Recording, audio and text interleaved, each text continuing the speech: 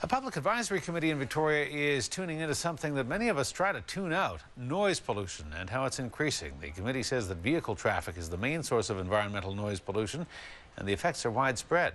And while bylaw enforcement officers are investigating noise complaints, the city does not have an overall community noise policy. That is something that the committee wants to make some noise about at its next meeting. A News reporter Eric Thompson has here to the ground tonight, and he joins us now with more. Eric.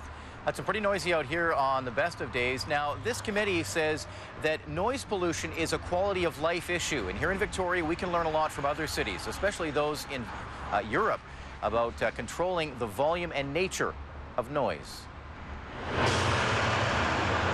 Noise is noise is noise. I think it'll always be there. Well, if you live in downtown long enough, you kind of block it out. I don't know if the city can do anything about that, the car noise. Actually, there are some things cities can do to mitigate noise. For example, changing road surfaces or restricting traffic volume. A European research project called Q-City, or Quiet City Transport, focused on urban noise and suggested a number of valuable tools to help reduce noise. And I think that their experiment could be valuable so that we don't have to repeat what they've done and perhaps use what Europe is doing in the way of looking at what we could do.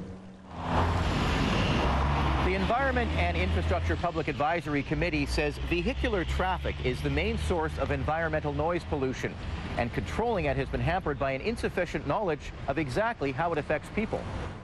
The Public Advisory Committee tackled the issue at its monthly meeting, but the group decided that more discussion is needed before it sends its findings to the city's Standing Committee on Environment and Infrastructure. We really do have to find out better how do we all live together and either manage noise or manage expectations.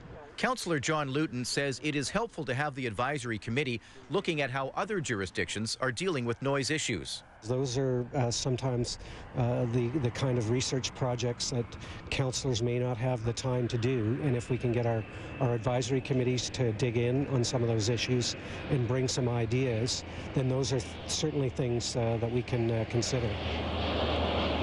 And so the recommendation we have here that we're considering in this committee is to examine that kind of community noise and whether or not Victoria, under its new sustainability program, will encompass that kind of an environmental metric, which is very much a quality of life matter for people.